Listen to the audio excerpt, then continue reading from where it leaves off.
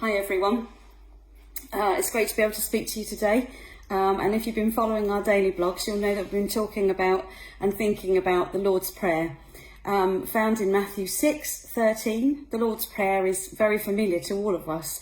It's commonly used in Sunday schools, prayer meetings, assemblies, weddings and funerals, so most of you will really know a little bit about the Lord's Prayer. But to refresh our memory, I'd just like to read the Lord's Prayer from one of the versions called The Message, which may not be quite so familiar to you. Okay. Our Father in heaven, reveal who you are. Set the world right. Do what's best, as above, so below. Keep us alive with 3 square meals. Keep us forgiven with you and forgiving others. Keep us safe from ourselves and the devil. You're in charge. You can do anything you want. You're ablaze in beauty. Yes, yes, yes. Those last few lines, I'd just like to have a little think about those last few lines, if you will, and bring out a couple of thoughts which I had about them. You're in charge. You can do anything. You're ablaze in beauty. Then perhaps not such a familiar version, really. The version you may be more familiar with is, for yours is the kingdom, the power and the glory. So, 2 thoughts then. And I don't know about you, but when I was a little girl, even now sometimes I struggle, when I used to struggle with doing as I'm told. I can remember my mum's familiar words after I'd been naughty was, just you wait until your dad gets home. And we all knew in our house what that meant. We all knew that there was going to be some kind of punishment which was fitting to the crime that we'd committed. That can be having to wash the dishes for a week, or losing your pocket money, or one of my pet hates was particularly having to say sorry. That was always really difficult. And if you talk to my sister, who may well be listening to this, she can verify that story. You see, whenever I stepped outside those familiar rules, and that familiar set of family rules that were there for my protection and my guidance and care, there would be a consequence. There would be a need for realigning the order, if you will, the kingdom, if you like, and to make things good and right, and to help us live in peace and harmony with each other in our family. Kind of got me thinking about God's kingdom and what that might look like. Many people see being a Christian really as a set of rules by a God who is like a dictator. He's there to spoil all our fun and to come down on us really hard. When actually that's the exact opposite. He's the exact opposite of that.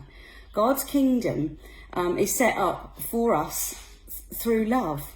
He set a set of rules for us to live by, for our safety, for our protection and for our care. So, and for us to learn how to react to others and to live as he wants us to live. In the Lord's Prayer, Jesus was reminding us that it's his kingdom, and we have a privileged life to live in that, and we're covered by it. And if we keep close to him, he will give us all that he's promised us.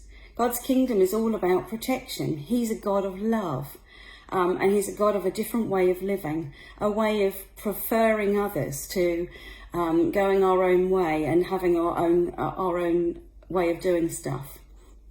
So how do we do that? Well, that kind of brings us to the next line in this little excerpt, really. God doesn't just leave us a set of rules to live by and then goes off and leaves us to get on with it. He gives us his Holy Spirit to help us. So that's the power bit, the power to do the stuff that he's asking us to do, and to keep within that protection of his love and his concern. And the situation we find ourselves now in is extremely challenging, because we're not sure of who's in charge. We're not sure how it's all going to end. It leaves us fearful and anxious. And I think there's a lot of very fearful and anxious people out there who just can't see any way forward. The governments and powers above us are doing a great job, but I think even they would, if you press them, many of them would say they're out of their depth in knowing how to handle everything that's coming at them at the moment. the power invested in them before COVID-19 was a set of rules to govern with. And I'm guessing that even some of those rules are not robust enough to cover what we're facing at the moment. And I think much of the rule book has actually been flown out the window. But it's not so with God's government. God's government is the same. He is the author and giver of life. The Bible talks about the Alpha and Omega. He knows the beginning and the end, and he holds it all together. Thank goodness he does. That fills me with hope and a confidence, and my prayer is that it would do for you too.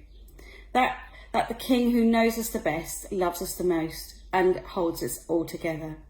His is the kingdom, his is the power, and the glory goes back to him. The Bible is full of God's promises to us to keep within that. For I will never leave you or forsake you, for you are fearfully and wonderfully made. You are made in the image of God. I go to prepare a place for you so that you will be with me forever. I am the same yesterday, today, and forever. So, my challenge for you today is to have a look through the Bible and find some of those promises and take hold of them for you and your family. Let them take hold of your hearts and your minds, and rest assured that he does hold it together. I'd like to end with this from the New Testament, from Matthew 5:5. You are blessed when you're content with just who you are. No more, no less. That's the moment you find yourself proud owners of everything that can't be bought. Just going to read that again. You are blessed when you're content with just who you are. No more, no less. That's the moment you find yourselves proud owners of everything that can't be bought. For yours is the kingdom, and yours is the power and the glory. Bless you, Lighthouse. We'd love you to join us on Sunday at 10:15 for our Lighthouse Live again. If you miss it, we are recording it, so you better catch up and watch it at your leisure.